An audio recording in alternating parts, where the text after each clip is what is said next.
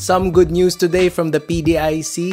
Since 2009, deposit insurance has been capped at 500,000 pesos.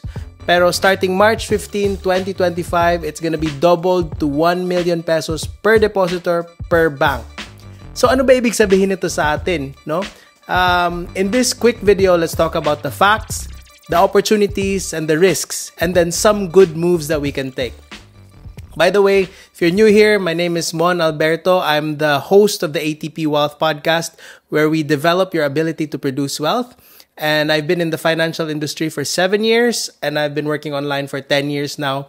And I draw my knowledge and my wisdom from that background. So if you're ready to take control of your finances today, then make sure to stick around. Okay, so first of all, let's understand PDIC and deposit insurance. Ano ba itong PDIC?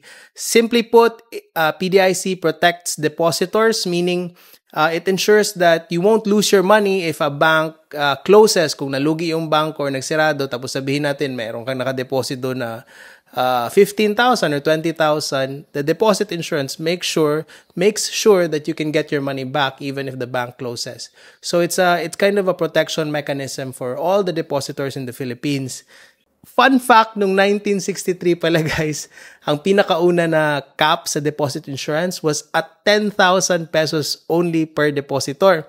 No, so ngayon 1 million na. Imagine how many after 6 decades or 60 years, grabe yung impact ng inflation. But we'll tackle about inflation later in this video.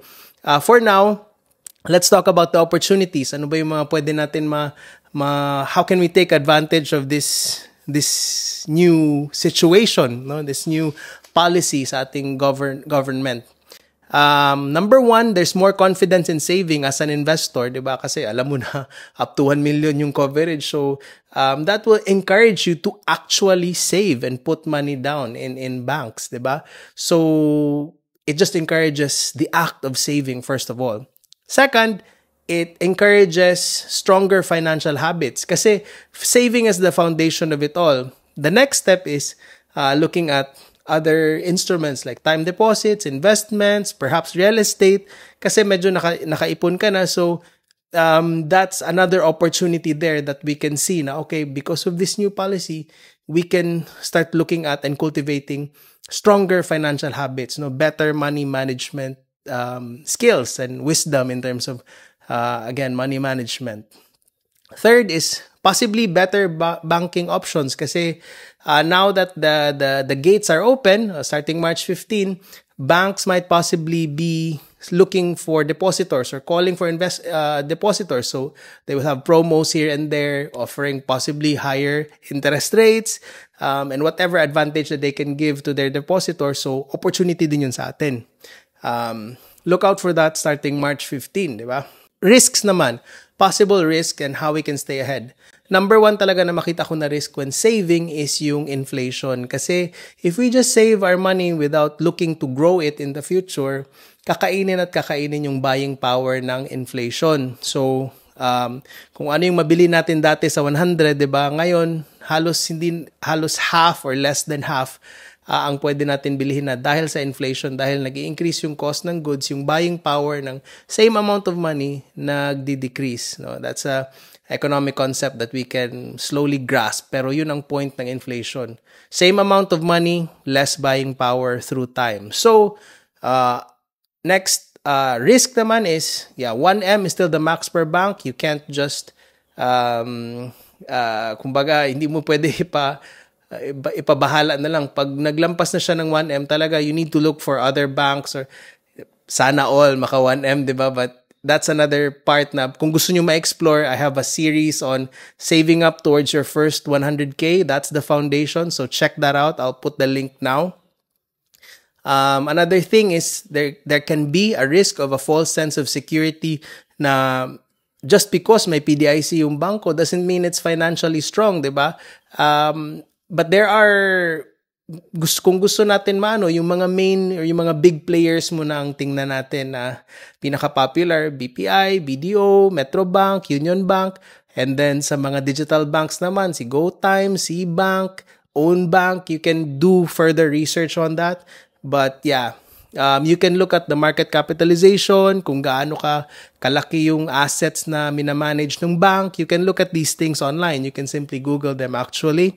And then, yung another potential risk naman is magtataas yung kumpiyansa ng mga bank. Like, they might take bigger risks because bigger na yung nilalagay ng mga depositors. So, that might encourage them to take more riskier ventures, loan out, increase the risk tolerance that they have for loans because they have bigger capital. Those are just little possibilities that we need to look out for. Balik tayo sa atin. Smart moves. What can we do to use this to build wealth? Unang-una, smart move is to diversify your deposits kasi yun nga, naka-cap siya at 1M per bank. So that doesn't mean you need to reach 1M just to diversify. If you've saved up a significant amount, let's say 10, 15K, if you feel na parang sige, mag-diversify na ako, let's try to open an account with another bank. Yung minimum usually 2,000, 3,000 pesos, you can open an account. Sa mga digital bank naman, zero ang kanilang initial deposit. So you can actually do this already. It's just a smarter move to plant that seed right na hindi mo naman kailangan ilagay lahat sa isang bangko, and then you can just track it using a spreadsheet, yung total na amount ng deposits mo. That still counts, right? Because all of them belong to you. They're under your ownership. So next smart move is don't just save, grow your money. Look at high yield accounts, research more investment vehicles such as Pag-ibig MP2, UITFs, REITs, stocks, and real estate. Let's look at these other instruments kasi syempre hindi naman tayo pwede umasa lang sa ating deposit accounts. We have to become smarter in growing our money or managing the assets that are actually in our ownership. Ito naman, favorite ko. Use some of this money that you've saved up to develop your ability to produce wealth. Comment develop if you want to talk about this next time.